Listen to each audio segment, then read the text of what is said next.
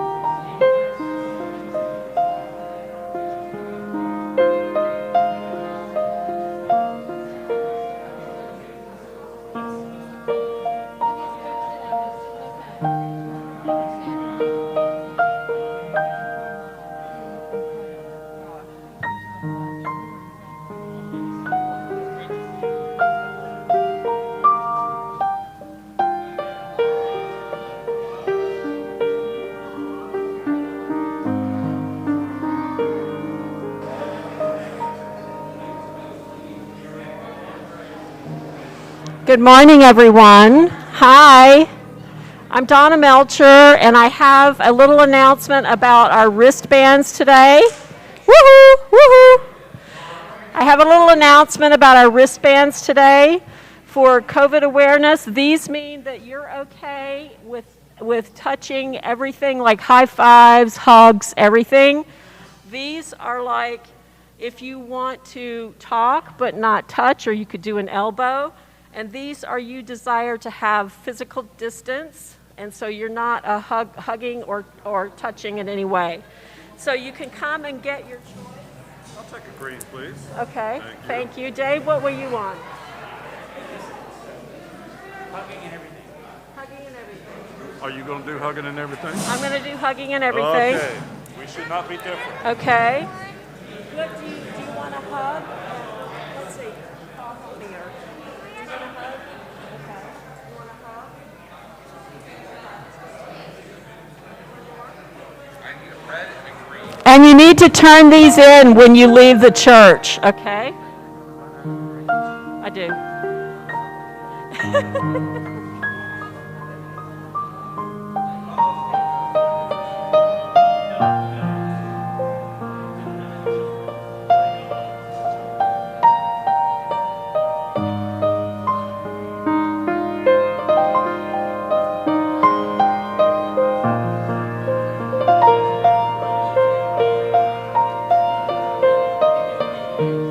And also, oops, turn it on again.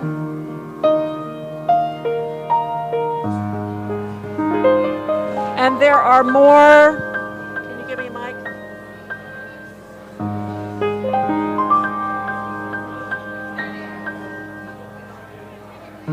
Can you turn this on? Miguel.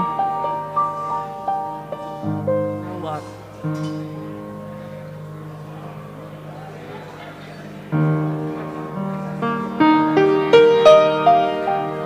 Can you turn this on, Miguel? Can you turn this on? Sorry, you have to go out to Tina. Okay. Okay, go out to Tina if you need. Okay, go out to Tina outside and get your thing. Can you turn this?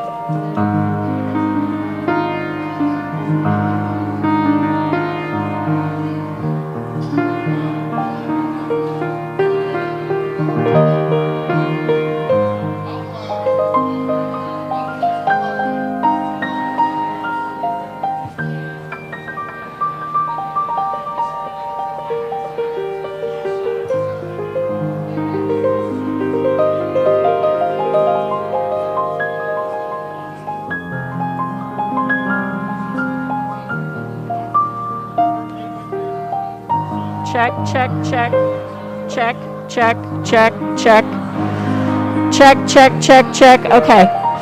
Thank you. One other little announcement before we begin. If you could notice any spare seats in those back rows and over here and over here, and please space yourselves out so there's at least one chair between households, that would be very helpful. So take a look around and see what space you can find.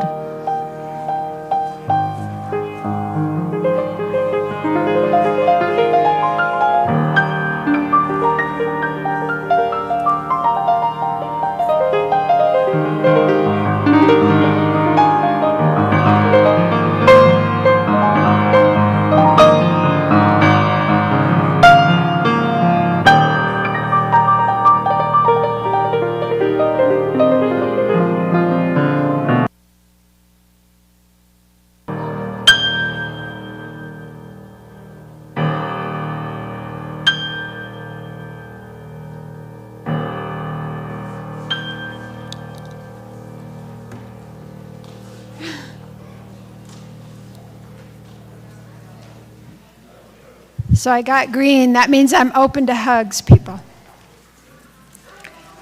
Please just take a minute to silence your cell phones. So, good morning. My name is Shelley Negrani, and I am your worship associate today, and I am a member of this congregation. On behalf of our minister, the Reverend Dave Dunn, our Director of Religious Exploration and Membership Coordinator, Ayana Coffey, our Music Director, Alex Peach, the ushers, and the technical team that is making today's live stream possible, I would like to welcome you to Unitarian Universalist Metro Atlanta North, which we lovingly call UUMAN. UUMAN is a liberal faith community with a mission to nurture our spirit, strive for justice, and transform the world. No matter who you are, no matter who you love, no matter where you are on your spiritual journey, you are most welcome here. Today is our first official back-in-person service. Yay!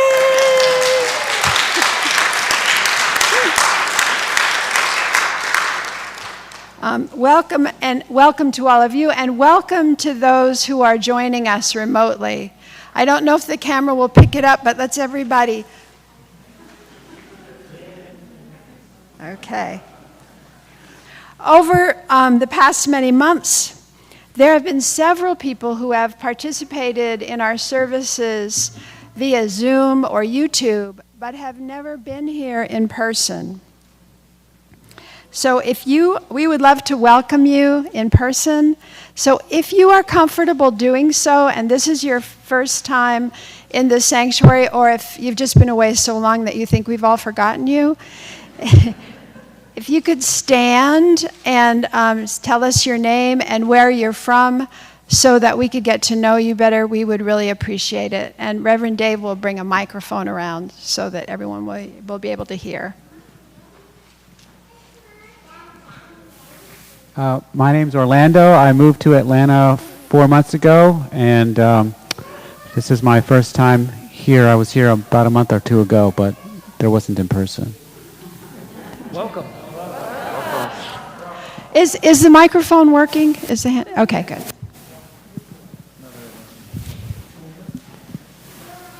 Good morning. My name is David Krober. I live right around the corner. I met y'all at the Hembry Park in May when you had your one in-person gathering. But this is my building.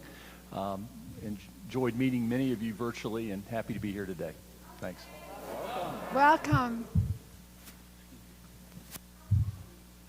Hi, my name is Emily Carter, and this is my family. This is Rosie and Violet and Sam. And we just so happened to visit this church for the first time at the last in-person meeting. And it just so happened last week, Rosie goes, we should go back to that church. And so here we are. Well.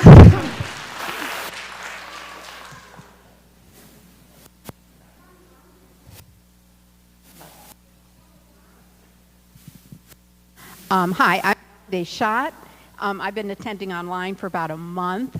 Just so happy to see the faces, new faces and faces that I met online. I just have to discern who's who with the mask thing. But this is good. Thank you so much for being so welcoming.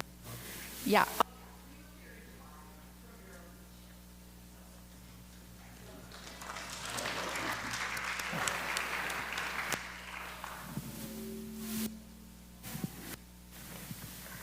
So welcome to all of you. We're so glad to have you with us. I have a couple of announcements. Today at 11:15, we will be having our congregational meeting. This will give everyone time to get in your person-to-person hugs, grab some coffee, which needs to be taken outside, and then return to the sanctuary for the meeting. Because of the meeting, there will not be a formal coffee and conversation time today. It will be done informally. Also, Chalaka, I feel like I'm getting a lot of reverb. Chalaka is a week-long celebration of our Unitarian Universalist principles. The holiday first emerged in 2005 out of a wish to have a holiday organized around Unitarian Universalist values. Chalaka for us begins on Monday, December 6th, and lasts 7 days. Each day, a chalice is lit, and the day is spent reflecting on the meaning of that day's principle and doing a good deed that honors that principle. UUMAN will be celebrating Chalaka this year via Google Meets, Monday through Friday. So you will find a link on the website Monday through Friday, and will be able to join at 7 p.m. On Saturday, December 11th, Reverend Dave will be holding an in-person celebration of the 6th principle, and will end the Chalaka celebration in service on Sunday morning, December 12th. We really hope you will join. We're hoping that we'll be able to build attendance at this important UU celebration that's happening all over the planet. And so now I would like to bring up our president, Jennifer Ratcliffe, who has a presentation.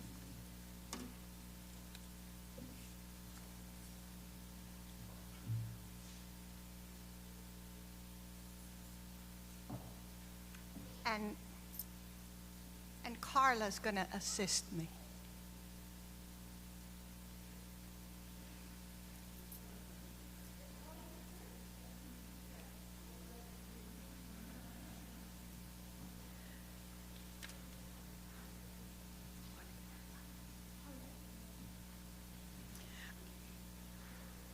I don't know how many of you were involved in this year's auction.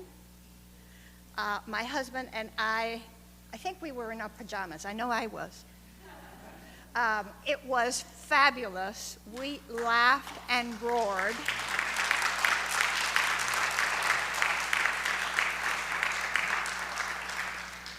And the board wanted to say thank you to all the people that were involved in it, but especially I wanted to ask Lori Wheeler to come forward because we'd like to thank her. And if you were involved in this, please stand up too, because this is in gratitude for all of you.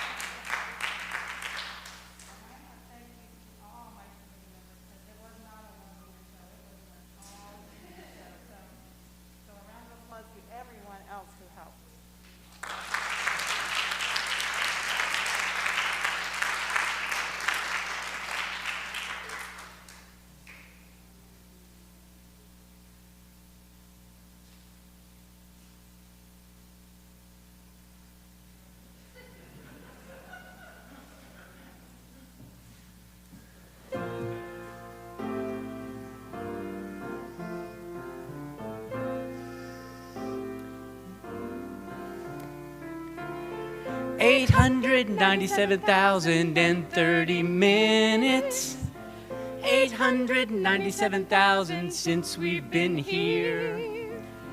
$897,030 How do you measure a love we hold dear? In mission, in spirit, in justice, transforming the world. In classrooms, in worship, music, and joy. 897,030 How do you measure UUMAN we hold dear? Good morning.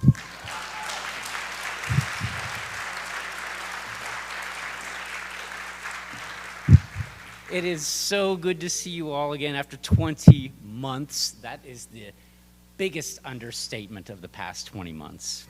Biggest understatement. Thank you, Alex and Amanda, for carrying me through that song. And thank you for the musical Rent, Jonathan Larson, who wrote that song for that musical. So yes, it's so good to see you all again, masked, physically distanced, no matter. It's so good to see you all again. You look wonderful, marvelous, delicious, extraordinary. So, for the first time in 20 months, let us light our chalice together.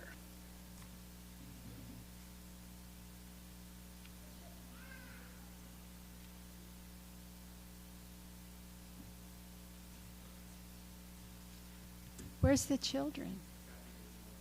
The children don't want to come. Okay. So here we are.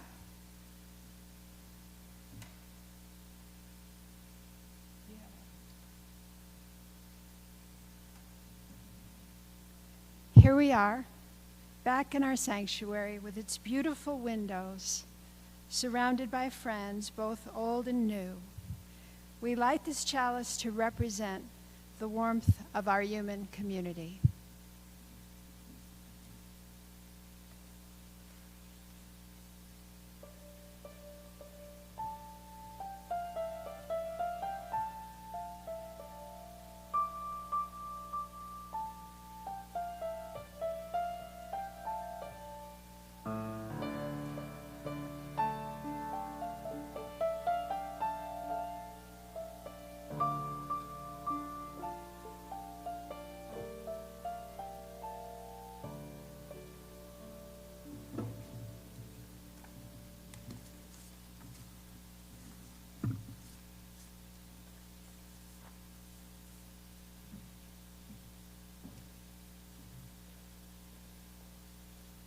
During the pandemic, we welcomed 9 individuals and families as members to our congregation.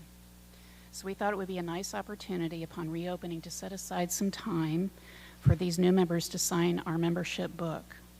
Not everyone could be with us today, so we will continue this tradition until all new members have signed. New members, we are so glad that you found a home with us and decided to pledge your time, talent, and treasure despite this challenging time. As I call your name, please come forward and sign our book. Denise Wilson and Chris Wilson.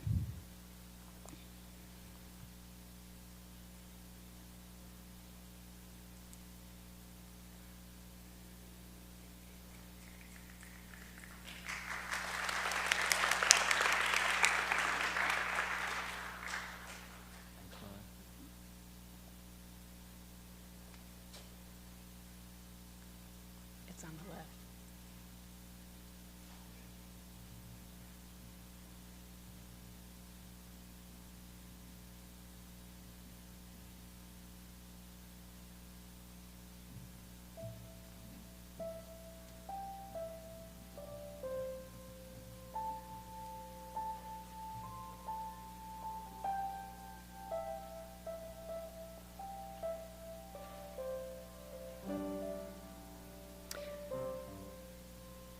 Tina Alexander.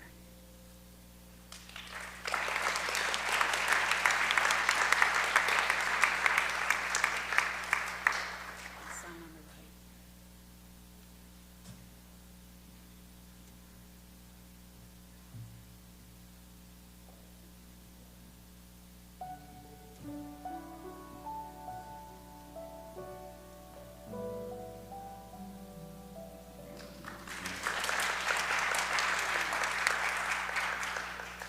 And Amanda Wenders, please.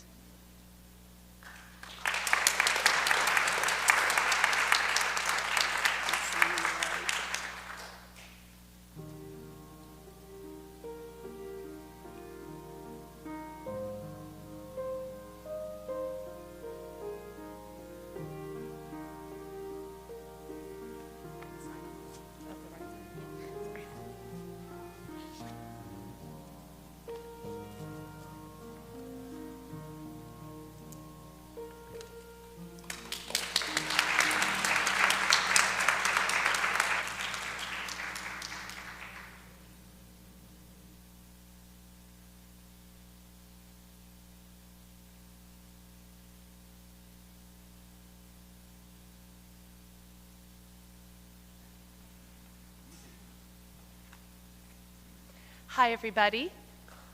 Oh my goodness, if only that happened all the time. Say hi and get an applause. It's so wonderful to see you all.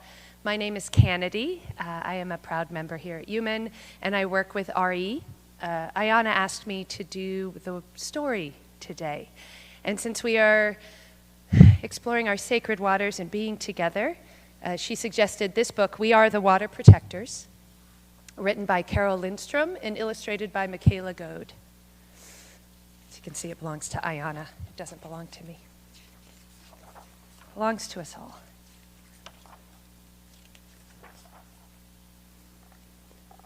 Water is the first medicine, Nokomis told me. We come from water. It nourished us inside our mother's body, and it nourishes us here on Mother Earth. Water is sacred, she said. We stand with our song and our drums. We are still here. The river's rhythms run through my veins, run through my people's veins.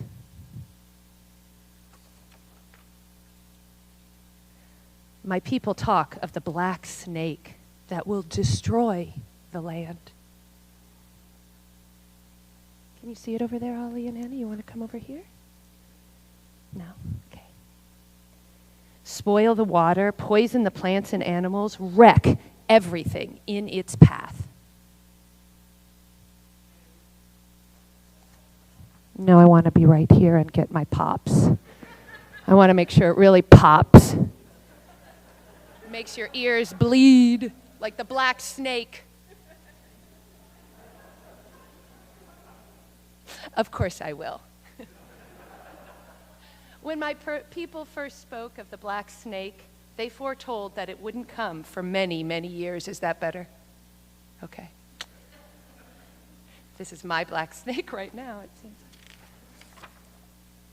Now the black snake is here. Its venom burns the land, courses through the water, making it unfit to drink.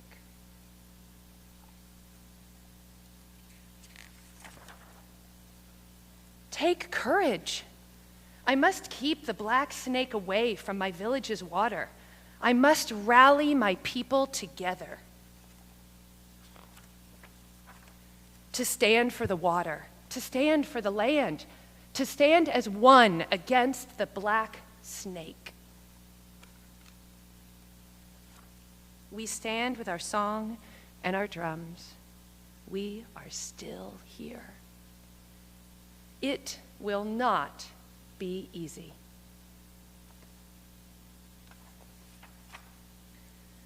We fight for those who cannot fight for themselves, the winged ones, the crawling ones, the four-legged, the two-legged, the plants, the trees, the rivers, lakes.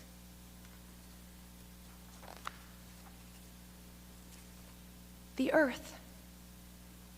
We are all related.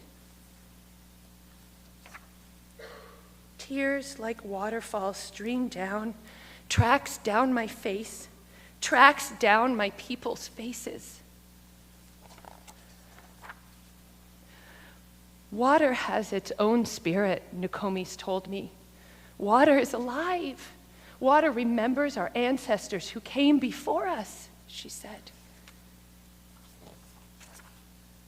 We stand with our song and our drum. We are still here. We are stewards of the earth. Our spirits have not been broken.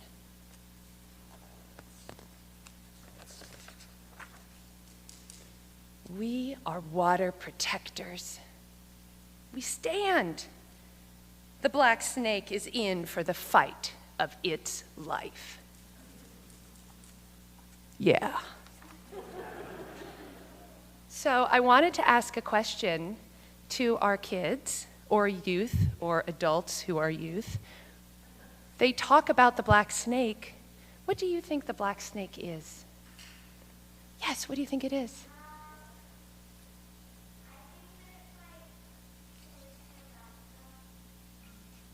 You think it's pollution?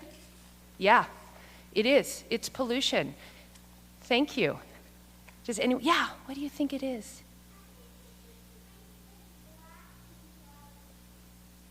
You think it's a snake that's black and giant. It is. It's both of those.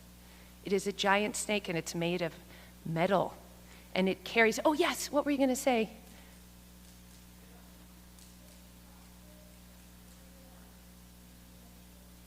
It's plastics in the ocean? Yes, it is. It's plastics in the ocean. Now, this specific black snake that they talk about in this story is a pipeline.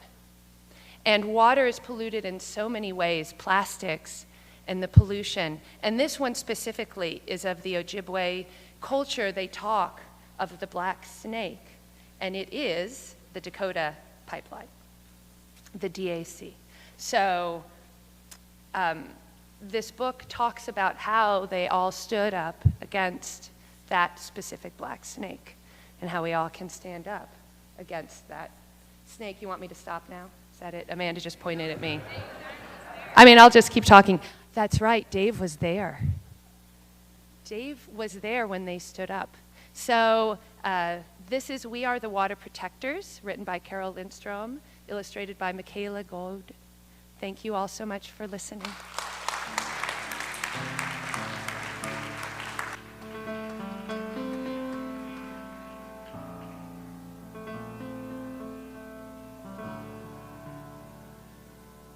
Now is the time in the service when the love that binds us together is spoken aloud. If you have a joy or a sorrow that you would like to briefly share with the congregation, please come forward. Tell us your name and your joy or sorrow. You drop a pebble into the water. When everyone is finished, then the people that are live streaming are invited to enter their joys and sorrows into the chat when Alex plays the music after. So if you have a joy or a sorrow, you're invited to come forward.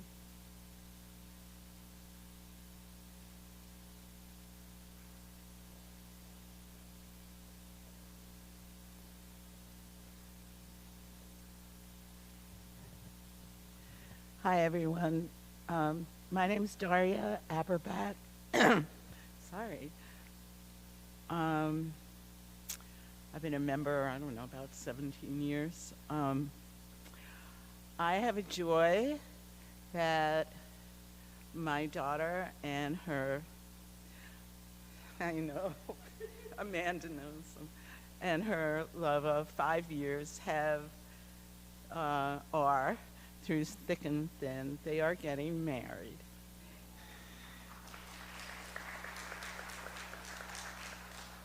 And I don't know, it's like a miracle.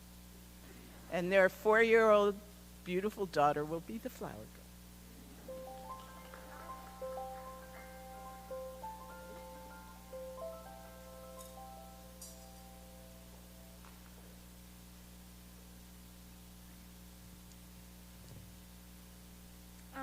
Hi, my name is Hannah, and I have two joys today. My first joy is we're back, and I really missed being in congregation with everybody. I love seeing everyone's face, so that's my biggest joy.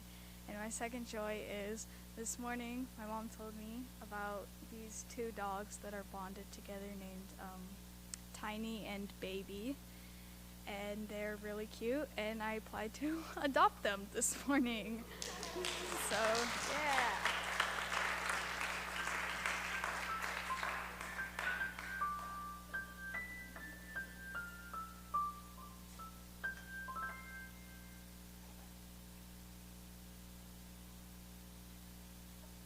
Hey everyone, my name is Miguel Flores.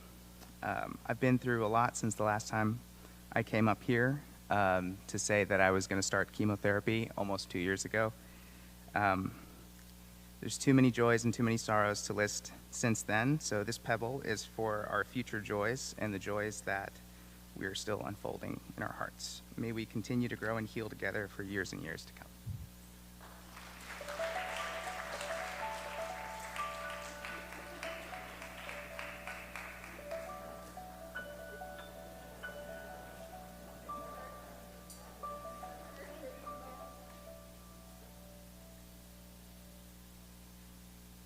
Good morning, everyone. I'm Tanya.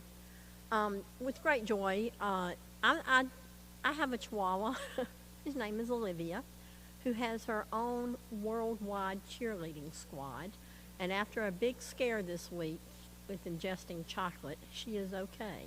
And I just want to thank everyone that reached out because, you know, everybody loves Olivia. Thank you.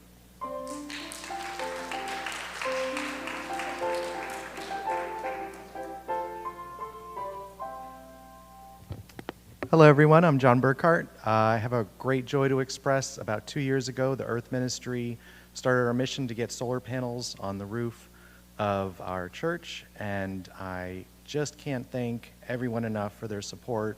We hit so many roadblocks. I became discouraged many times, and members of this church and congregation just lifted me up and kept supporting us in the Earth Ministry.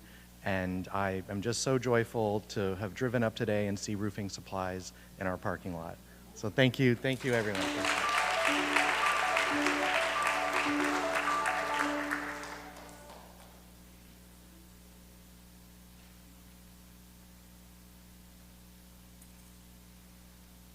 Hello, my name is Brittany, and it's great to be here again. And I got 2 joys that I would like to share.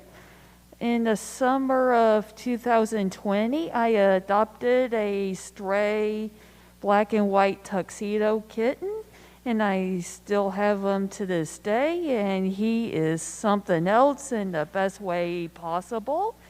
And on the 4th of July of this year, I adopted a Chihuahua mix puppy, and he's still with me to this day, and he is also something else in the best way possible. And he got neutered last week, and he is recovering quite well.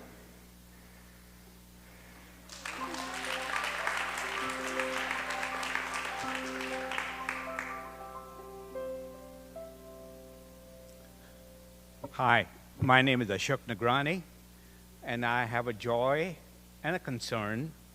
Joy that my wife Shelley had to go through a pretty major medical procedure a couple of weeks ago, and as you can see, she came out of it smiling and fit.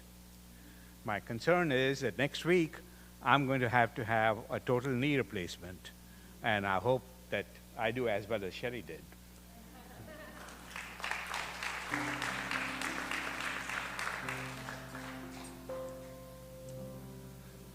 I'm Joe Creech, and my joy today is that it is my 84th birthday.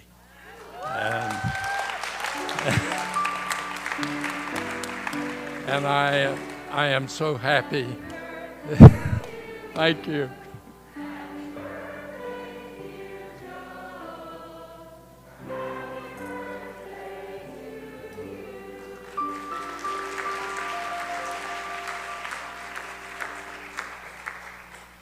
My name is Jules Auerbach, and my joy is to be back, like my daughter. It's been 20 months for any other mental health care workers out there. It's been brutal for 20 months, and it is nice to be in the presence of support. So thank you all for being that.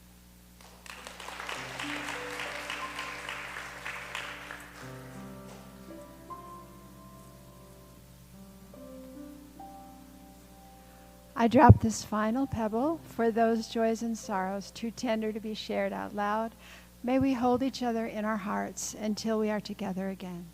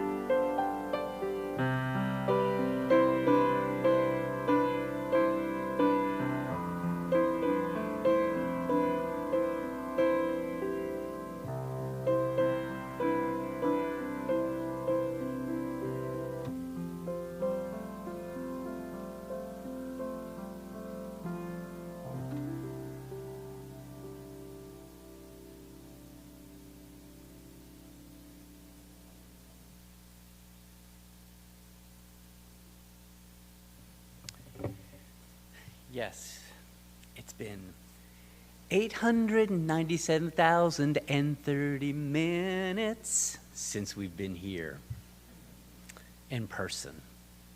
We've been together in spirit, and for that, and for all those who made that possible, we are grateful.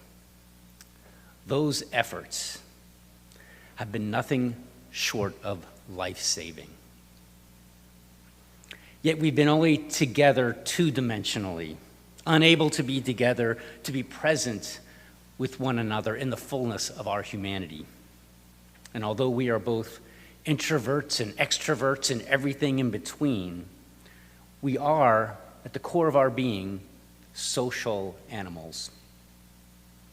This pandemic has, in some ways, cut us off from that nature that is inherent to us. And although the pandemic is not yet over by any means, we are forging a new way ahead. Over the past 20 months, amongst the joys, we've been unable to fully share with one another our feelings of loss, isolation, disappointment, uncertainty, fear, rage, death. The list could go on and on. We want to give you the opportunity to let go of that in some small way. You've been given some paper and a pencil. Please save one piece of paper for later. Yet on the others you've been given, please write anything, any negative feelings of loss, negative experiences you've had over these past 20 months. Write them on that paper. And although we can't undo or do away with loss, we can transform it. So as you are so moved and doing your best to maintain safe physical distance, on your own, please come forward and place your paper into this bowl. Let us begin.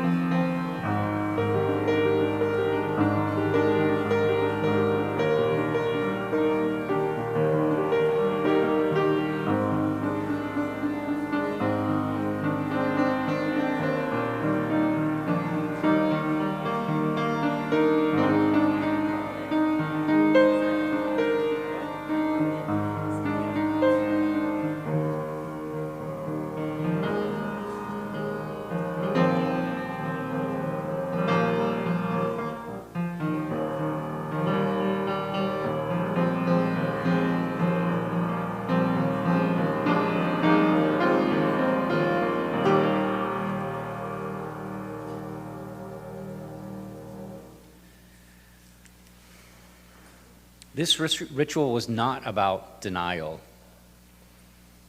It's not about forgetting. It's about equanimity. It's about being voluminous, big enough, being able to incorporate life's deepest sorrows into your very being in a new and healthy way.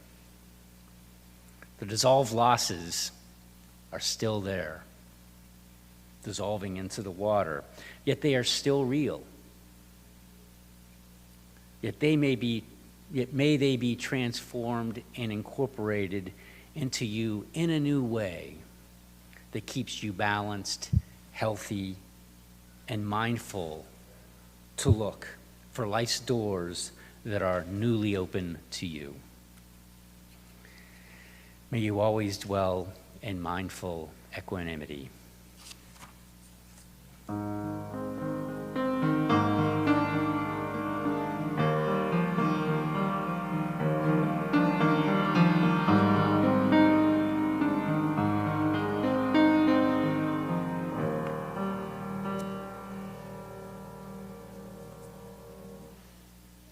In an effort to fulfill and further the mission and vision of this church, we ask that our members and friends bring forth and share their many and varied talents and treasure. With this, we will now take the offering. Those streaming and those in person may use the Givelify app.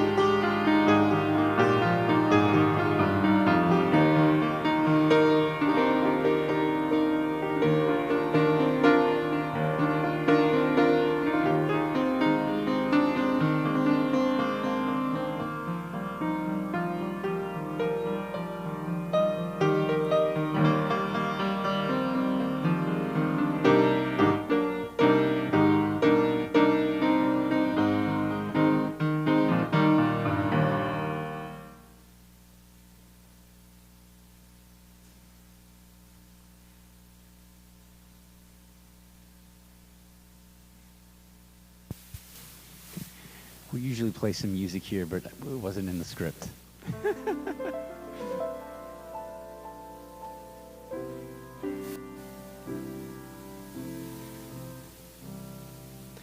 We accept generously given by our beloved members and friends.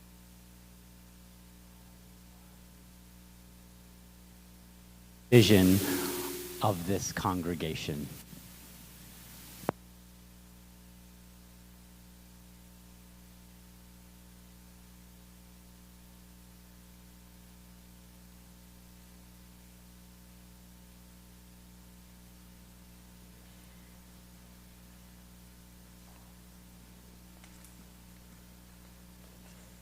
Today, we reflect on the transcendent values we have chosen as a congregation: wonder and awe, connection, love, courage, and justice.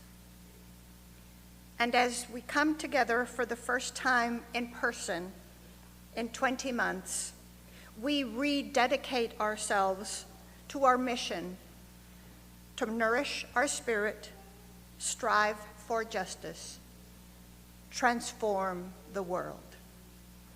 We begin anew.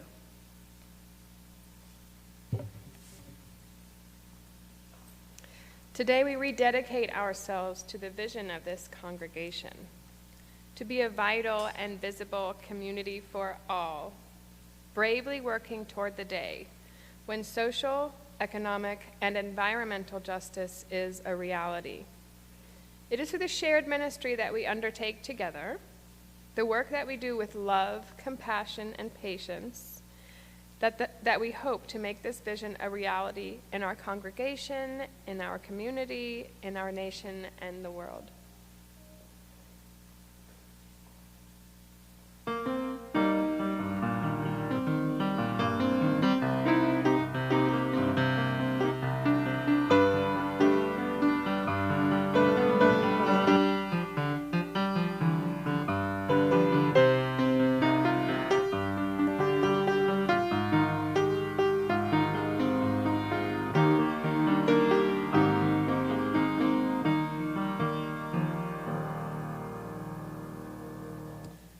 I can't wait to really sing that song again. That is such a, yeah. Now we're going to begin our annual water communion ceremony. Let us honor the commitment that all those whose bold vision and steadfast action have brought us to this day. None of us ministers alone. We are here with and for one another, strong currents in the roaring river of life that we cherish. Now, using this water, made sacred by this very sacred ritual in years past, we charge this vessel. May it bless us in the year to come.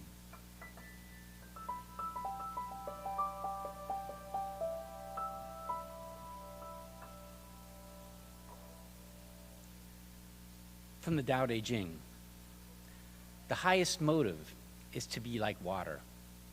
Water is necessary for all living things. It asks nothing in return, yet humbly flows to the lowest level. Nothing is weaker than water. Yet against those things that are strong and hard, nothing can surpass it or stand in its way. May we all learn the ways of water. Now let us be still together in this moment. Close your eyes if you wish. Now holding your container of water, or if you did not bring water today, your metaphorical water, connect with that part of yourself that lies deep within, the part that is undefined by anyone other than yourself, the self that you know to be exactly who you are. Now take a moment to think about all that your heart brings to this community this morning, your hopes, dreams, prayers. Let the love flow from your heart until you are filled with its energy. Let the water absorb the sacredness of you and that which you love. Imagine this water, which we will soon mingle, holds the energy for you and for all of us. When the waters merge into one, we are once again brought into this embrace of this loving community. Let us join now together in a moment of shared silence.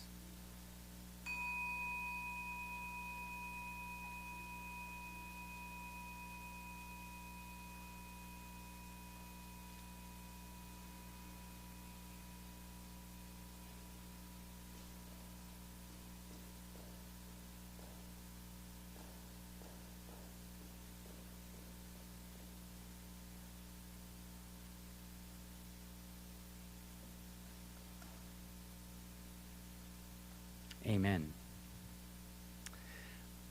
When we do our ritual, if you do not have water to bring, I will encourage you to come forward in any way, to pay respect to the water that has been brought in past years. We have water here from 20 years, okay? Come and pay your respects, to virtually give your water. Next year, you can really bring it.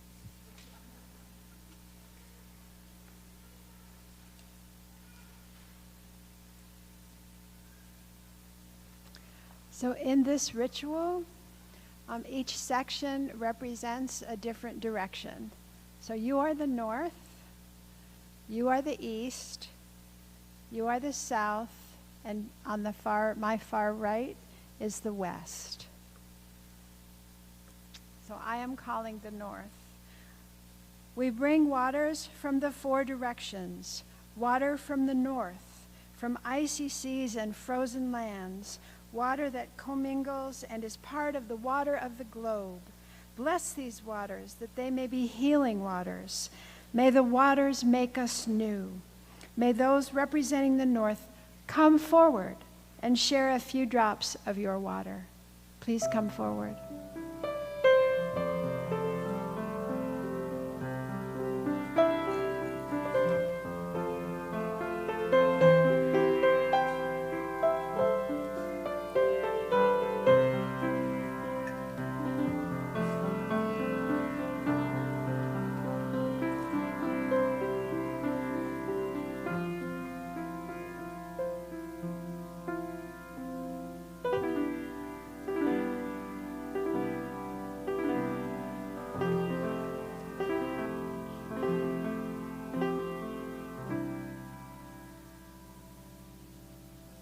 We bring, we bring waters from the east, from monsoons and sacred pools, from the holy river Ganges and the sacred river Yuma.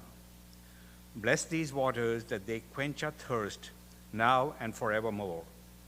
May the waters make us free. May those representing the East Bloc please come forward and share your water.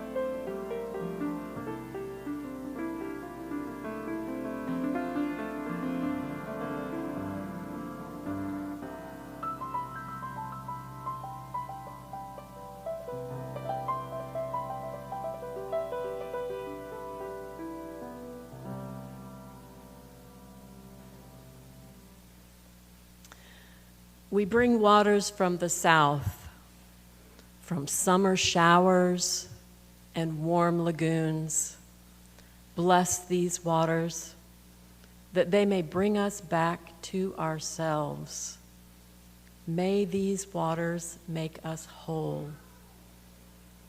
May those representing the south come forward and share a few drops of your water.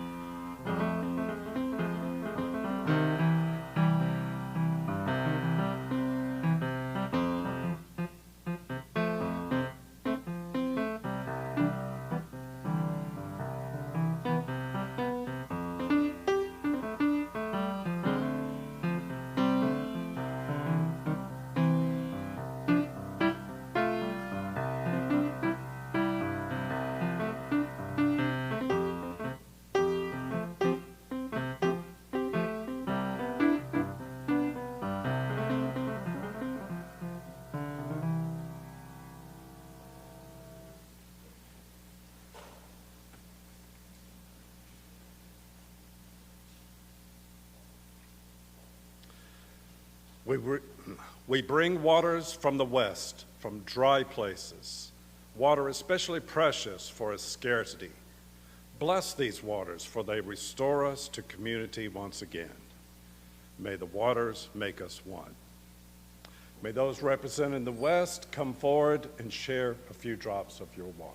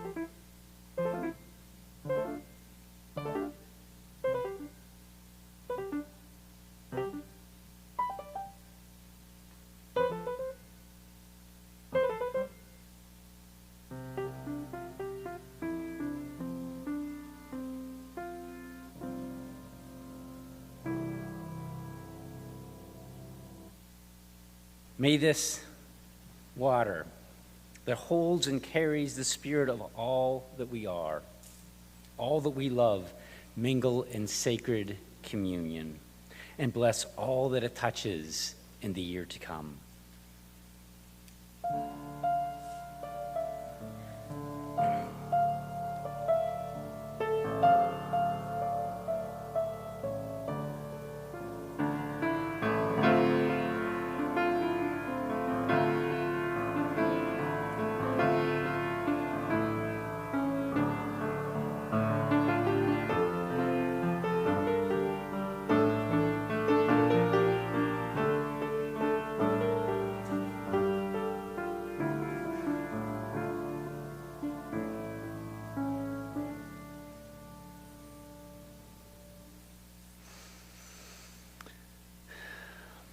You should still have a piece of paper left over if you follow directions.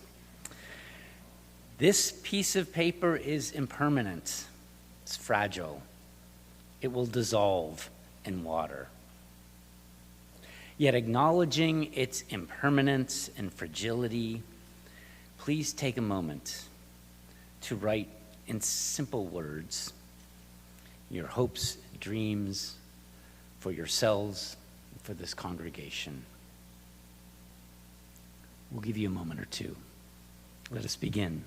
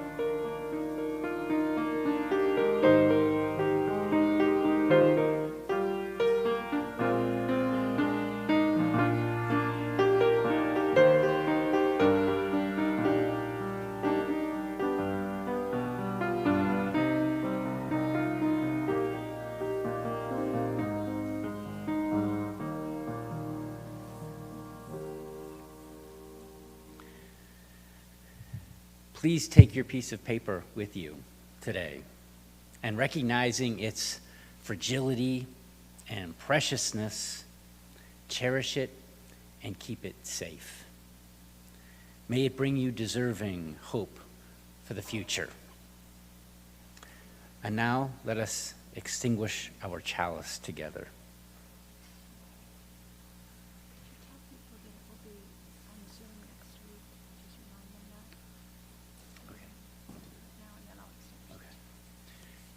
Yes, I've been told by the bosses here that next week's service will be on Zoom, so we won't be here, but we will be in person in the future every Sunday for the foreseeable future. Our COVID team will also be analyzing the situation, but next week alone, in the upcoming immediacy, will be on Zoom.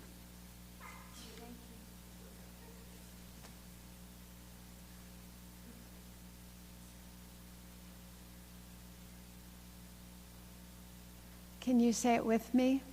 We extinguish this flame, but not the light of truth, the warmth of community, or the fire of commitment. These we carry in our hearts until we meet again.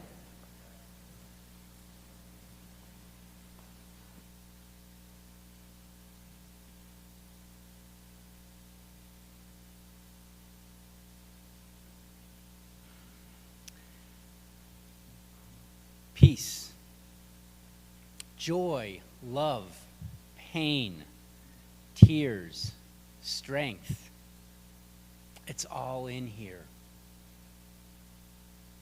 It's all bound up in these sacred waters.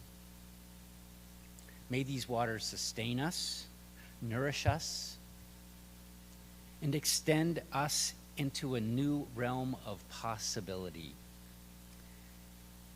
May it measure a love that we hold dear here at UUMAN.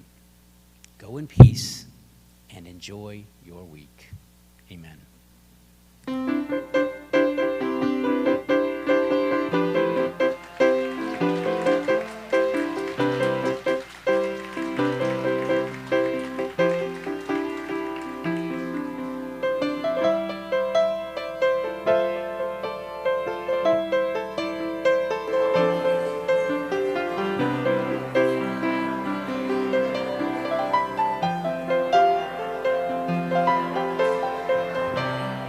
So those of you watching out there on the internet, can somebody make sure I have the floor mic selected on the camera? Good? Okay. All right. So for those of you watching out there, we're going to continue with the congregational meeting at the same link. So just come back at 11:15. It'll probably be a little later, but keep an eye on it if you're interested in the congregational meeting.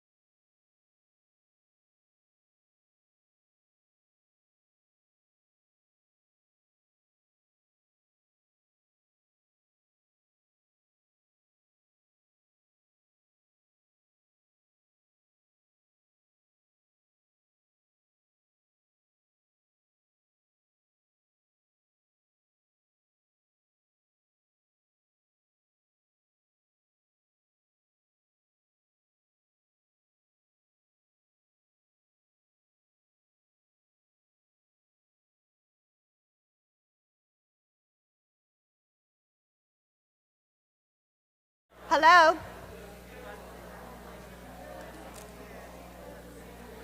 Hi. Hi, everybody. As I eat my food inside.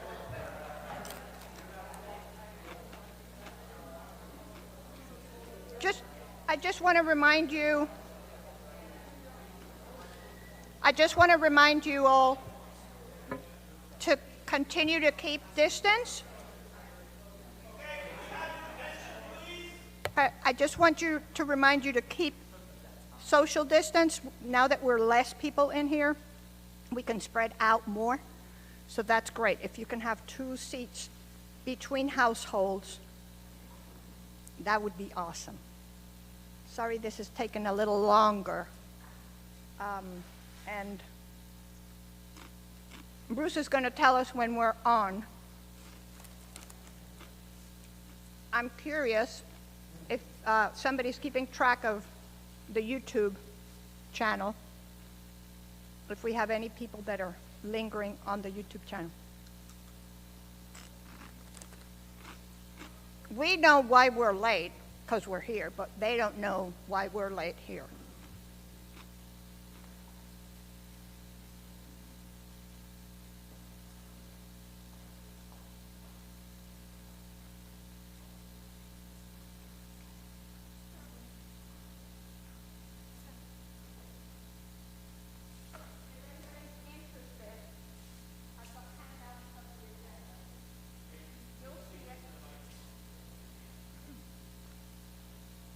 If you want a handout, you're welcome to have them. There's a slide with the agenda, so we're hoping that we'll do this in an hour. It is 11:35. Thank you, Lexi. Thank you all for being here. Did Judy Jewel go home? I wanted to thank her because she brought the banana cakes. She baked them herself. One was banana cake and the other one was banana with chocolate chip. Please take food home. Otherwise, Gus and I are going to be eating sandwiches all week.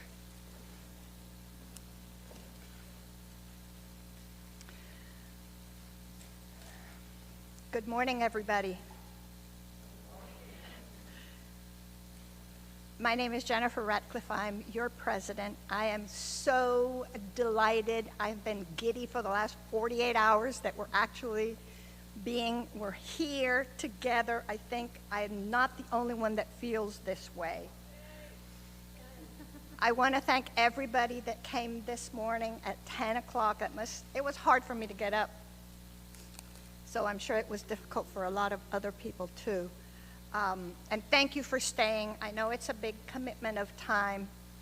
I don't have much to say, but I did want, if you don't mind, turn to the first slide. If you can read it from that far away, or if you know it by heart, Elizabeth Rohan is not here, she would.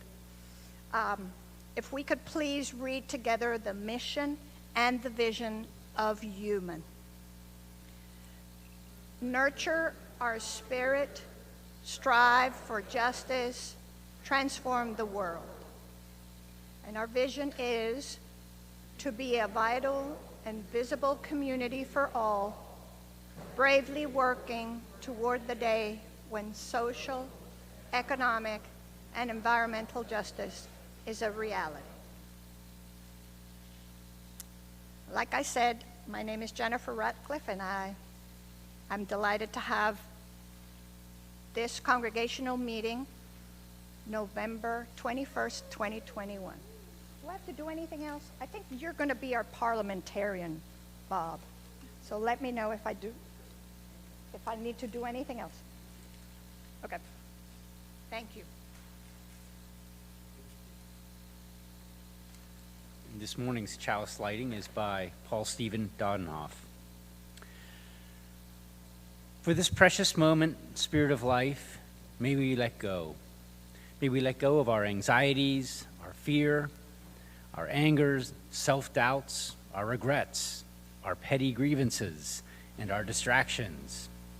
If only for 1 second, then 1 minute, then 1 hour, then 1 day. Let the flame of this chalice burn in our hearts and minds and light our way to peace and serenity.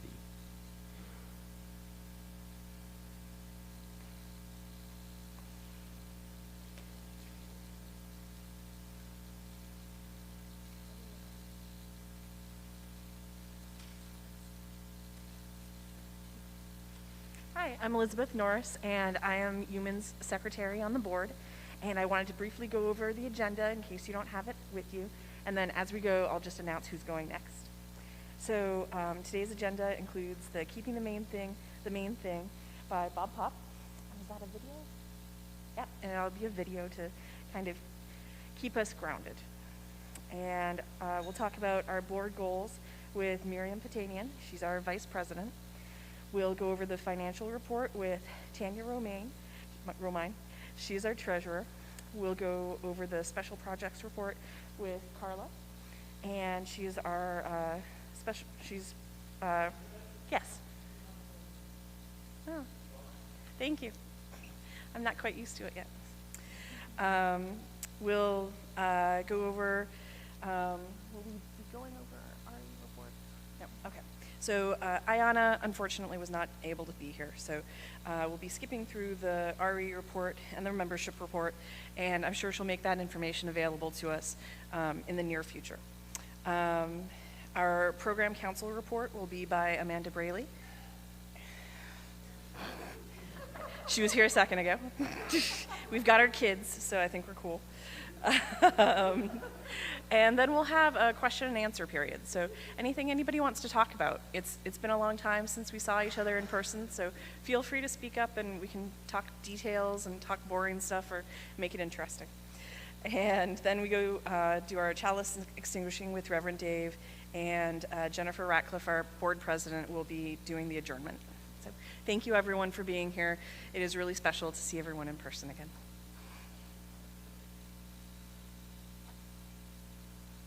So keeping the main thing. How many people in here know what keeping the main thing is? 1, 2, 3.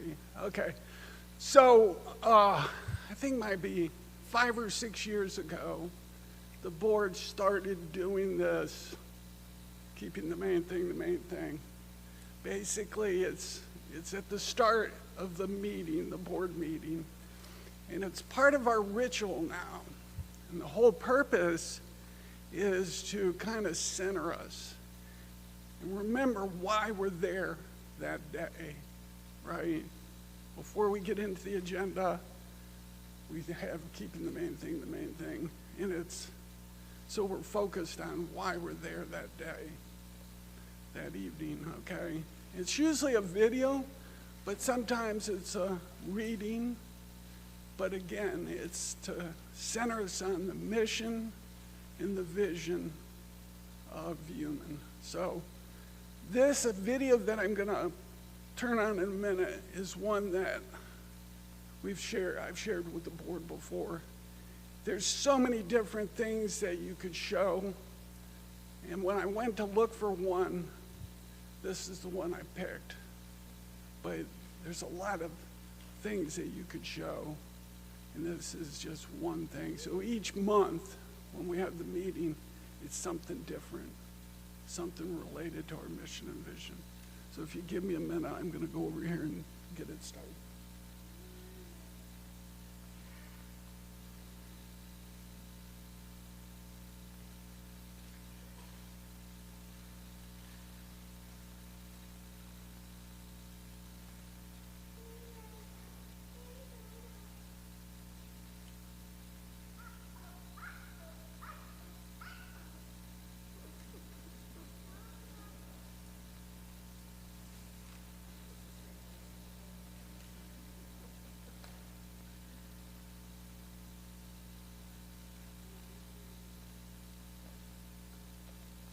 So this is a city. Here are all the people living in it, people of all different colors, ages, wealths, and incomes. Except they don't all live together in the same place. They're separated into different parts of the city by what color they are, what language they speak, and how much money they have. And those different parts of the city look quite different. The parts that are whiter and wealthier tend to have green spaces, grocery stores with nutritious organic food, and of course the money to buy it, and are often far away from pollution-emitting freeways. The parts that are poorer and more diverse tend to have industrial sites, heavy-duty diesel-polluted ports and highways, and hazardous waste, all things that the city relies on to run properly, but that heavily pollute the air and water. And even if they had those grocery stores with nutritious organic food, most residents there couldn't afford it anyway. How did this happen? Well, this segregation can be traced back to race-based zoning and housing policies, but it wasn't always as deliberate as plain old racism. Some separations can simply be traced to poor land use planning. And as a result, these residents of the same city live very different lives.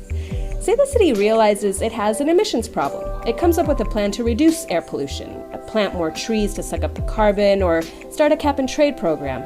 But those trees get planted in the neighborhoods that are already green, and the factories that are spewing toxins into the air just buy more carbon offsets and keep spewing their toxins.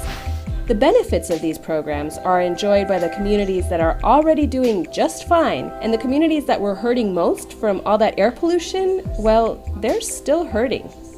This isn't just an imaginary city, this is the story of real cities all across the US where people might live in the very same area code, but their race, ethnicity, or wealth and income bracket causes them to experience wildly different quality of air, water, and life. In fact, it can even mean that they also experience different deaths. That's how serious this stuff is. This kind of inequity expands far beyond cities, too. Rural areas are full of commercially valuable resources like oil and coal, and they're also home to indigenous and low-income communities. But when those resources are extracted, those communities don't see any of the money, and they end up with all the air and water contamination that's left over from the extraction. And we even see this injustice on a global level, like in small island nations that are forced to directly confront the consequences of rising sea levels, but haven't played any significant role in the industries that are causing climate change. These peoples are sometimes forced to flee their homes because their land is literally going underwater. But the very states that did play a hand in creating climate change don't have migration policies to accommodate them. So when we talk about environmental justice, we're talking about how we can try to break down and reimagine a system that's built up on these inequities. A system where those who are already disadvantaged because of their race and economic status are made poorer because they're unable to profit from the resources that the world depends on, and are made sick or worse by the environmental contamination that comes with extracting those resources.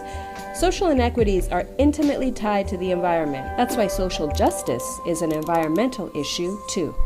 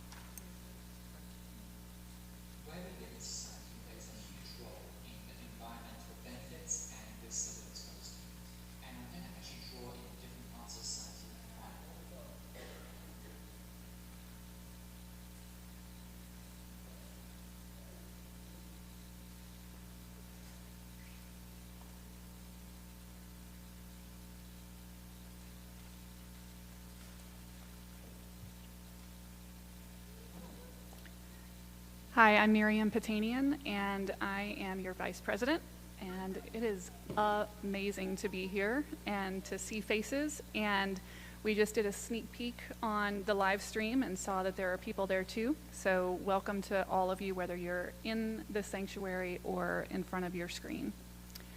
I'm here to talk with you about our board goals. So each year, the board has a retreat. The last couple of years, of course, have been via Zoom. To identify what our goals are for the next year. So on the next slide, I gave myself my own cheat sheet, which didn't make it into here. So I'm going to blame whatever memory lapse I have on on, I don't know, my age. So I know one of the goals was to, I'm going to have somebody like look this up for me. Thank you. I know one of our goals was to take a look at our bylaws. We have taken a look at these in the past several times. One of the things that we hear about from the Southern region is how to simplify the bylaws and think about, instead of having everything in there, think about how we can instead have more policies, both small p and big P policies, that we can take a look at make it a lot simpler for us to take them and review them, adapt them as we need to adapt. So that's one of our goals for this year. She's a slow president. And I'll just pause for our next goals because I can't be relied upon.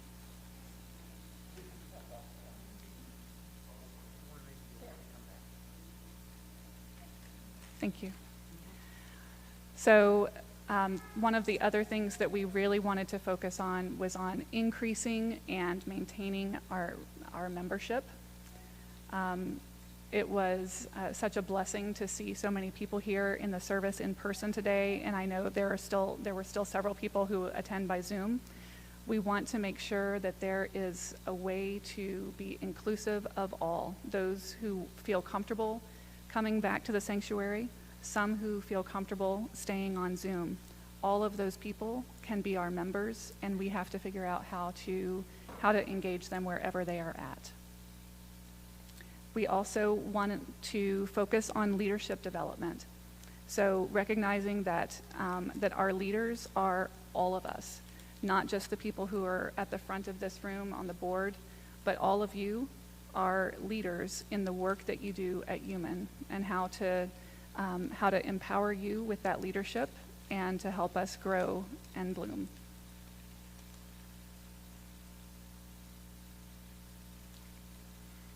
We also are implementing Planting the Future. So we had a lovely process of gathering information from the congregation about what does our future look like? What do we envision that to be? And now we all have the charge to implement that. So we'll be, the program council has a large role in that, but again, all of us have an important role to play.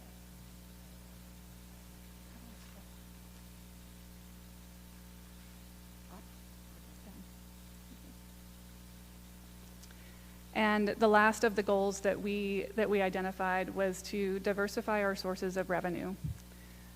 So we are working closely with our finance committee, the leadership of our treasurer, and wanting to see how we can diversify that. You all know we have a school that graces our building and has been able to stay in person throughout the pandemic. My daughter was able to go last year when she was in 5th grade, and it is a school that really lives our values, and I think it's a lovely partnership. We want to think about what are other ways that we can diversify the revenue that we have that also align with our values, with our vision, and with our mission. Thanks.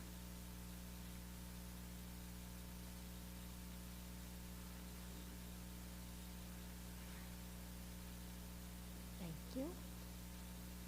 Which one I hit? Okay. Hey everybody, I'm Tanya. I'm the lovely treasurer for a little while longer. I wanted just to share with you a couple of things. First, hello. Hello. I want to stand on it. Okay. Okay, that's good. Thank you. When I touched it, it like popped, so. Okay, so I'm glad to be here. First of all, Under the Harvest Moon, you know, we pulled it off 2 years in a row as an online auction, which has been great.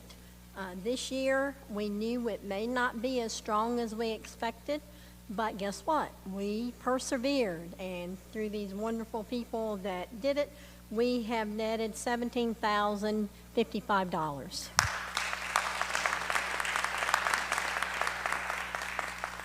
That's huge because, you know, that's our biggest operating fundraiser.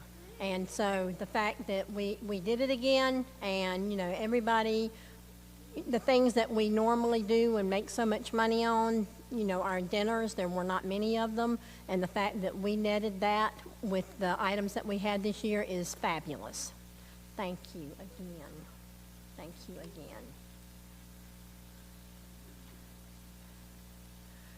So to show you a little bit about our revenue, I wanted to show you last year's where we were. So I'd like to move over to this so I can see if you don't mind.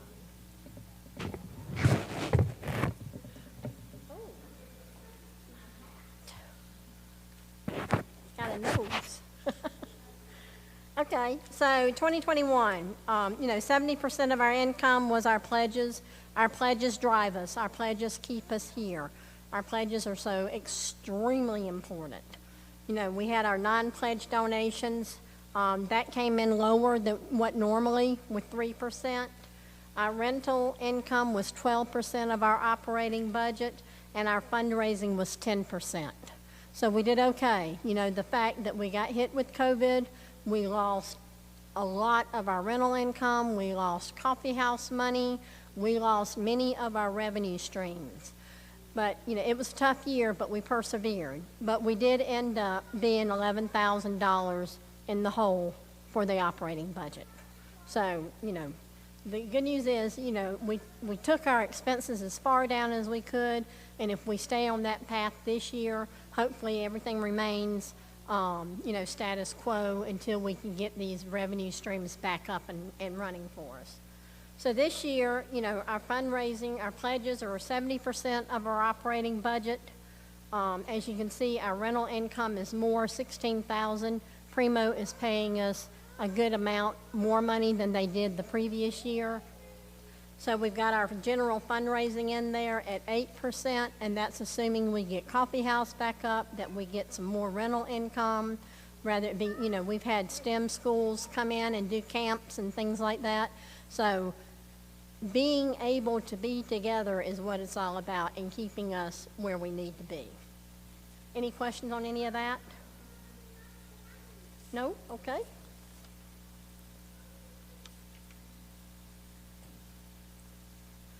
Just to show you, well, this, forget all those numbers, like all those previous years, that was supposed to drop off, but looks like they didn't.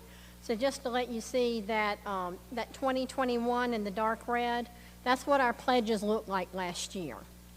So as you can see with the gold, we're a little down already this year. So as I said, our budget is built on pledges. So we, you know, I'll be watching this very carefully to make sure that we stay where we need to be. Our expenses, this is what we looked like last year. So as you can see, we came in way under our expenses with what our budget was. And so this year, so far, so good. We're doing the same thing. So everybody's trying to be exceptionally careful in what we're spending. So our revenues, so this will give you an idea. In 2021, you know, we had the huge spike, but we came in under. And so revenues right now, I see this picking up, but I want to let you know that, you know, what we experienced last year with expenses, because of the basement flood we had, our insurance went way up, you know, so we've just had a lot of expenses that we've had to deal with. We've had to deal with building maintenance. There were a lot of operational things that we had to take care of. So, and we try to stay on top of everything, making sure, you know, we fix things before more expensive things happen. Oh, yeah. So we had, yeah, absolutely. So, you know, we put money in the budget this year for live streaming. So far, we're good with that. So, you know, hats off to the team that we've got, and the fact that they've done this for us is phenomenal. And aren't they cute with their little headphones on? So let's talk about what our income streams are. First and foremost are our pledges. You know, when you pledge, we're betting on that money coming in to build our budget. We've got our plate income, so that's just anything you drop in that's just candy, okay? Our rental income, Under the Harvest Moon. Make sure everybody knows about life gifting. There's a place in Givelify that if there's a new baby, if there's a wedding, if there's Joe's birthday, you know, exactly. You can give money in honor of that. So in Givelify, there's a little place that says gifting, and then just be sure to put in the memo what it's for, because thank you cards and notification cards are sent to people to let them know the money's been given in their honor. It's a very, very nice gesture to do. Amazon Smile. I don't know who, if Elizabeth or me are the #1 donators in the Amazon Smile category, but it's close. We're like neck and neck. We let each other know every time we get a statement. So if you sign up and don't do just Amazon.com and just do AmazonSmile.com, list us, then a little portion of your purchase is paid to us, just like Kroger Community. If you shop at Kroger, list us on your Kroger card, and then we get a little bit of money. So Amazon Smile, we probably got $200 last year. Kroger, we got maybe $75, $85. So every little bit helps. The Monrovian pies that are made for us that Linda and Walton make, which if you haven't had one, they are out of this world and they're all natural. So we look forward to when that day comes that we're selling those again. Redbubble, I don't know if you've seen that. That was something that Communication Outreach and Elizabeth started. That's where you can get sweatshirts, hats, things of that nature, water bottles that have UUMAN on them. We get a little portion of the proceeds from that. Our general fundraising, whether it be a book sale, a cakewalk, you know, anything like that. And if anybody has any ideas, please step up to the plate. The fundraising is what we're all about. Coffee House, if that comes into being soon, you know, that's always been a great supplement for us. And Coffee House helps with our audio equipment, okay? The Minister's Discretionary Fund. That is money that Dave has that can spend on whatever he feels is necessary. So in Givelify, you've got an envelope that says Minister's Discretionary Fund. So if he's talking about something or going somewhere and you want to support him, feel free to give money there. And the new thing is, it's not quite yet, but it's almost there, is a brokerage account. We are opening a brokerage account with E-Trade. So we've had it in the past that people wanted to donate stock, and we couldn't really get our act together for that to happen, but it's happening now. The application, I believe, has been submitted now, and I will send out an announcement when that is completed. So some people may want to just donate stock for tax benefits, and so you'll be able to do that, and then we'll be able to use that for the church as well. Any questions on any of that? Seems like I forgot something, but I can't remember. Finally, Raise the Roof campaign results. So once again, UUMAN comes through. We ended up noticing lots of leaks on our portico. Had it inspected, and our roof's on its last leg. But at the same time, simultaneously, we're talking about a solar project. Well, in order to do that, we had to have the roof replaced, so they got combined. The Raise the Roof team sought donations, and so far they've raised $48,000, and our goal was $40,000. So, bravo, bravo.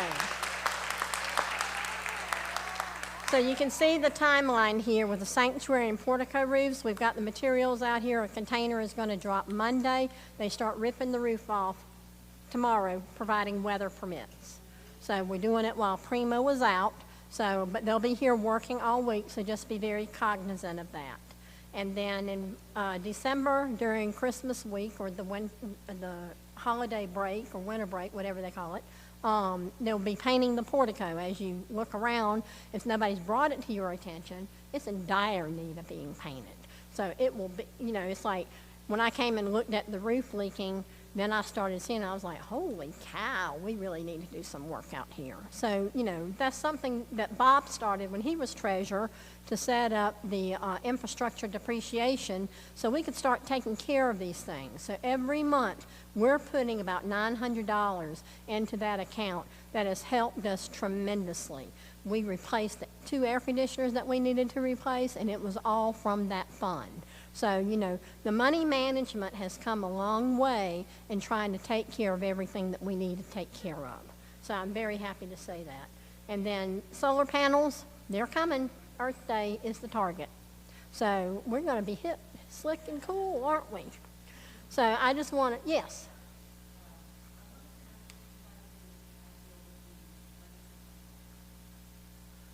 The Legacy Fund, endowment, correct? Hang on. Yes, as a matter of fact, well, this was as of June. So we haven't experienced a whole lot of increase this year just due to what the markets have been doing, but our balance at the end of June was 45,682. So I would say we're probably maybe 46 now. So, and that's another thing. Thank you for saying that. You know, if you want to do something to really, for the legacy of yourself and for the church, is our endowment fund.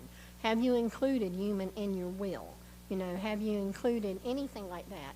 RMDs, you know, many that have to take RMDs. So we have several members that do their RMDs to UUMAN. So that's another way to help support the church. Any other questions? Huh? RMD is a required minimum distribution. Thank you. So if you've got IRAs or, you know, anything like that, they'll let you know it's time, you got to take money. So if you got nowhere to put it, you know where we are. Anything else? We're good? Thank you, everyone. Whoops.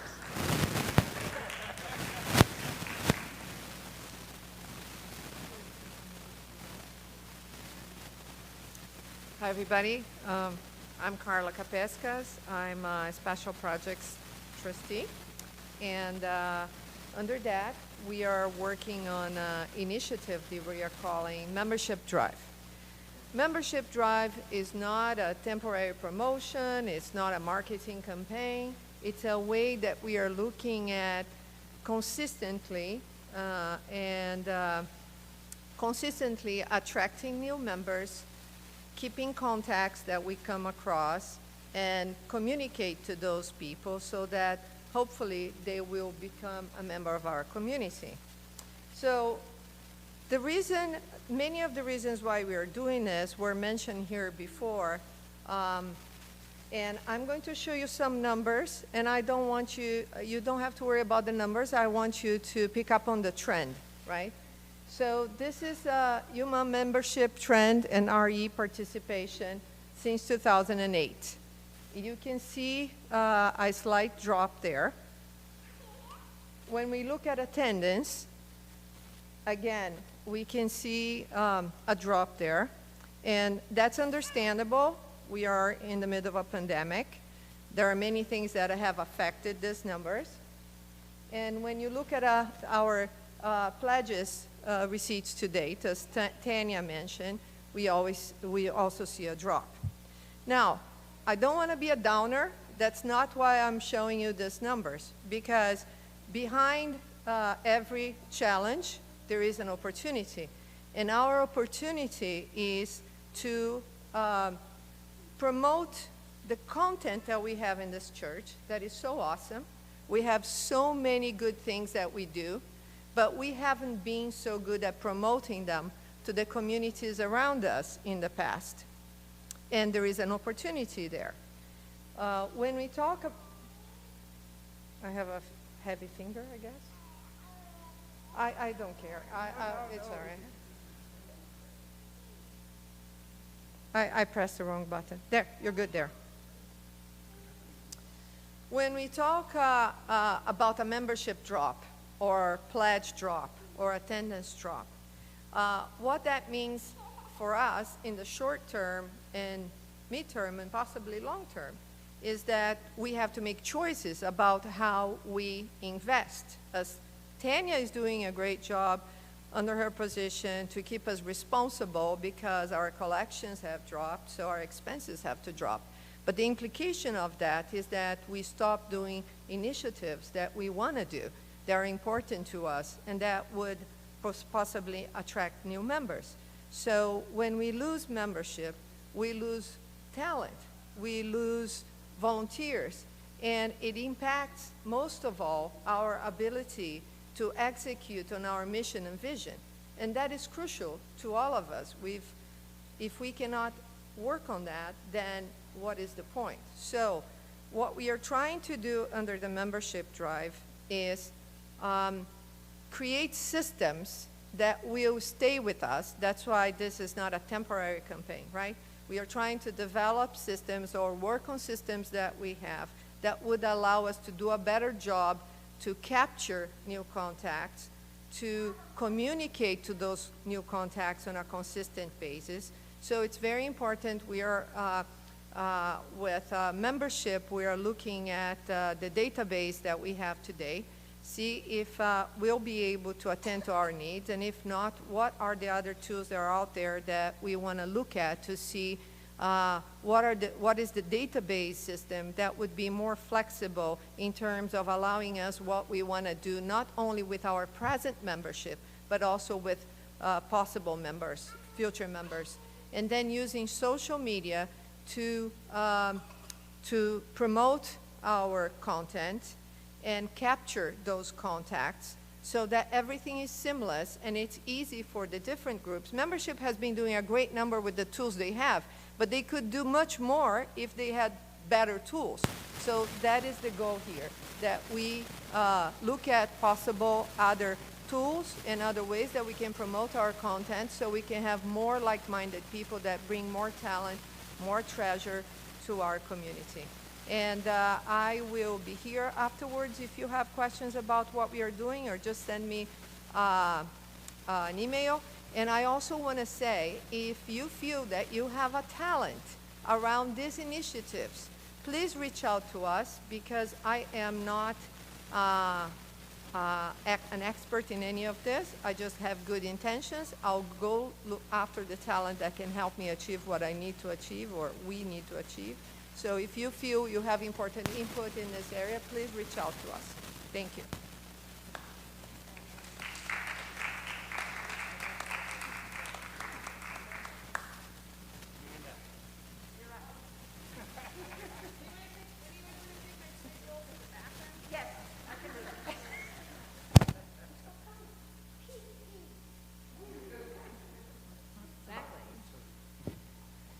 Hello, I'm Amanda Brawley.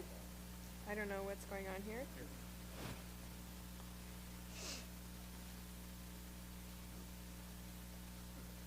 Okay.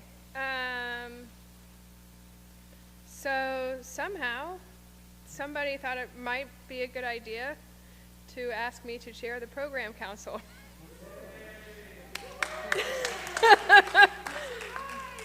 I'm not sure how ill-advised that was, or what. But anyway, it has been fun and interesting. And first of all, I'd like to encourage you to join us. It's the first Thursday of every month at 7 p.m. And we do keep it short.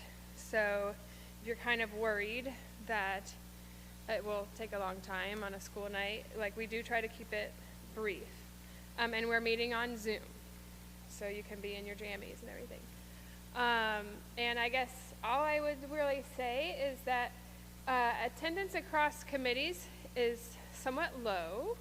So if you're on a committee, like, please, make sure somebody from your committee is attending, because I have found it very, just in my short time, 6 months or so, very helpful for committees to be represented. There's a lot of synergy that goes on and shared information. So, and I would also encourage you to, join a committee. There are some committees that are obviously in dire straits because just attendance has been down, and I know people have had Zoom fatigue. But yeah, so anything else am I forgetting? Okay, cool. Thanks.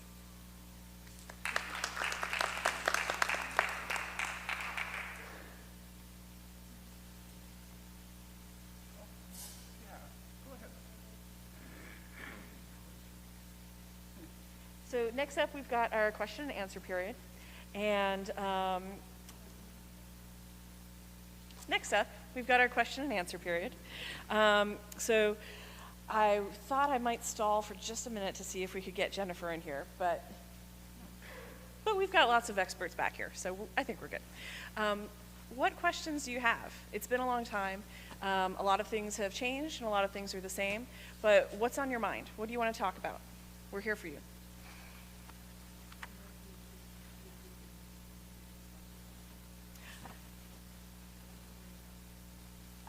Thank you. And I'll repeat after you when you do ask a question so that we can have it audible for our people at home. Dirk, what question do you have?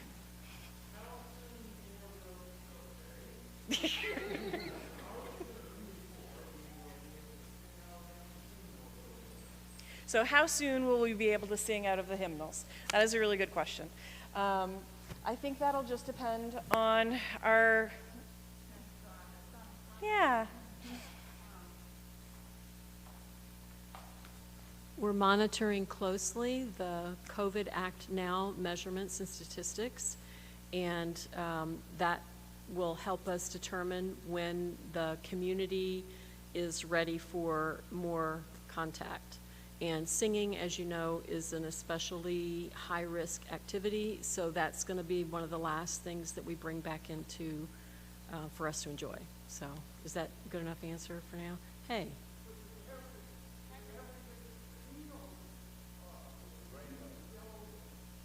I'd have to go back and look at the original guidelines, and so much has changed in what we know about the virus and the measures that are most important in combating it. So maybe even some of that guidance has changed. So the bottom line is we're not ready today. We know that. It's not going to be in the near future, but hopefully it will be sometime soon. Okay. And I would love a round of applause for Donna Melcher and everybody who's worked with her on the COVID response team. I know as the congregation, it's hard to see the work that she's put into it, but she's put, I think, innumerable hours, days, weeks of work into making sure that we could do this safely and that we were responsible in our community for coming back. So thank you so much. Thank you. What other questions?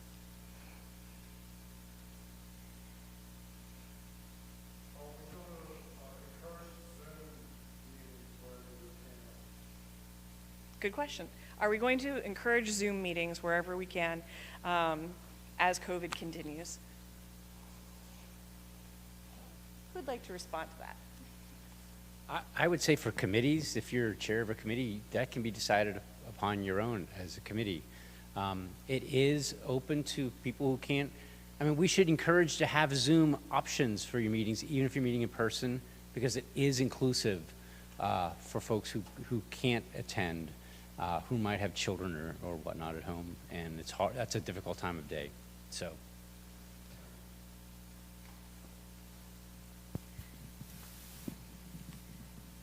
not a question, just a comment and a thank you to the board, because the hours that you put in are so appreciated in keeping us together through the pandemic, and also the team in the back can't be thanked enough. We could thank them a million zillion times, but thank you.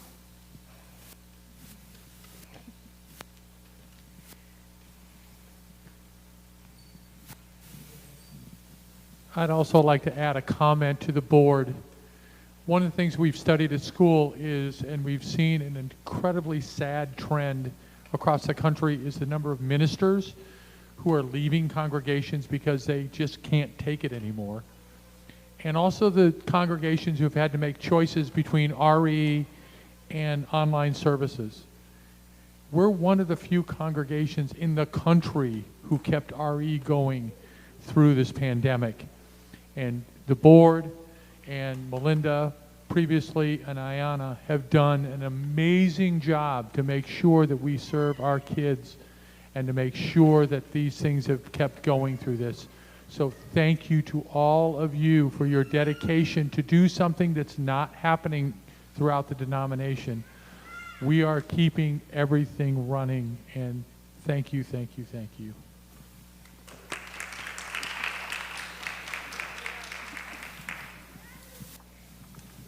What other questions do you have?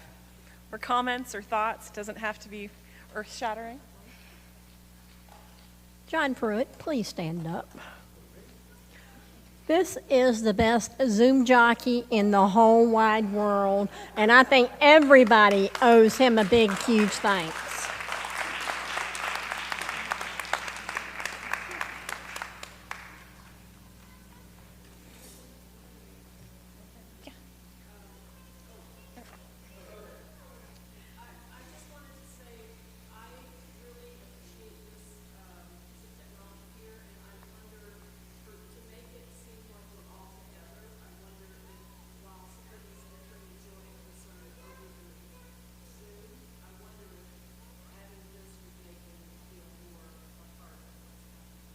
So I'll repeat the question for the people at home.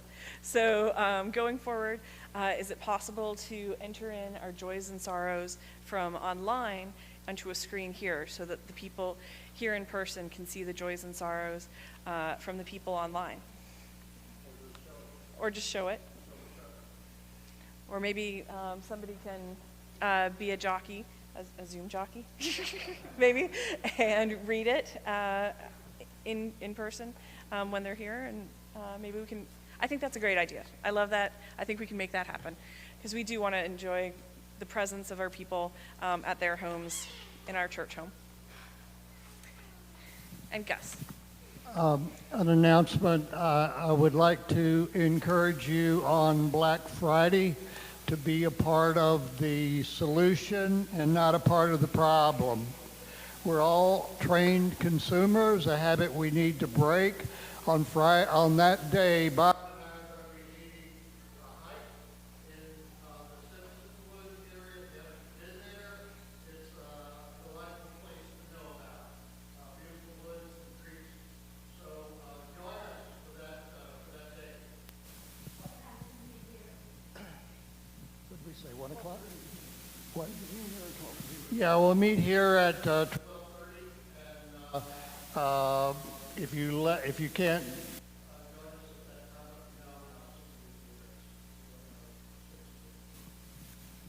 Thank you.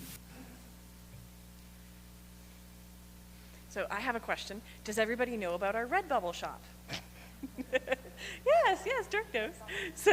So we have a shop online. It's at, if you go to Redbubble, redbubble.com, and just enter in UUMAN, you can find a lot of things online, like t-shirts, hats, tote bags. I really like the tote bags, and artwork, all sorts of things that have UUMAN logos from our ministries, also just the major UUMAN logo, our mission on it. And it's something that we put together in the outreach committee because we wanted people to have a way of seeing us as UUMAN when we go out there and volunteer in our community, when we're going to a protest, when we're doing anything that's important to us. We can put on a t-shirt that says UUMAN, or we can put on a hat that says UUMAN, and then people will know about us. We'll have presence in our community that's tangible, that they can see and they can ask questions about. So, and also UUMAN makes money off of the purchases, so that's nice too. But yeah, I would love if people had something that said UUMAN, that when they went out there and did their important work, because I know just about everybody here is a volunteer somewhere in our community or is doing important social action work.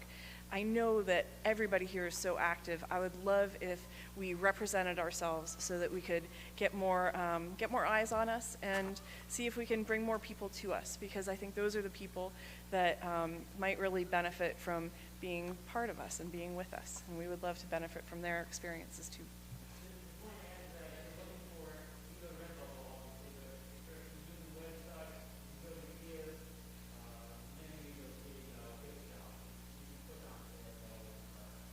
So Dirk was saying if you go to UUMAN.org, under the Giving tab, there's also a link to the Redbubble shop right there.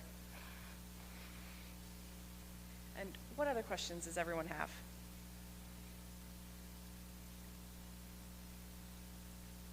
So let me make one last comment. I just wanted to let you know that we have secured a stewardship chair.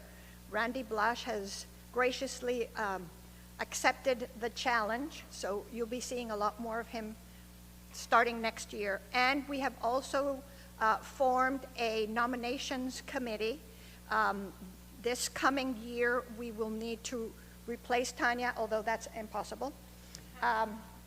So we will be looking for a vice president and for a treasurer, and our few of the members of our nominating committee are here. Gus Haydorn and John Wheeler. Margriet Van de Steeg is the third member of the nominations committee. So you see them coming, do not run. All right, I think that's it, unless anybody else has a question. It's 12:25.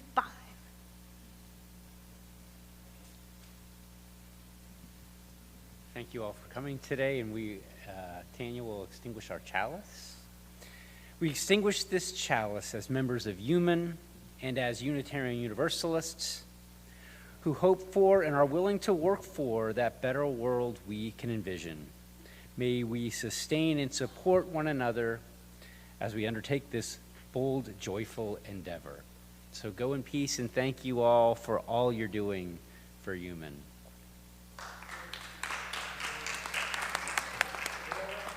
The meeting is adjourned.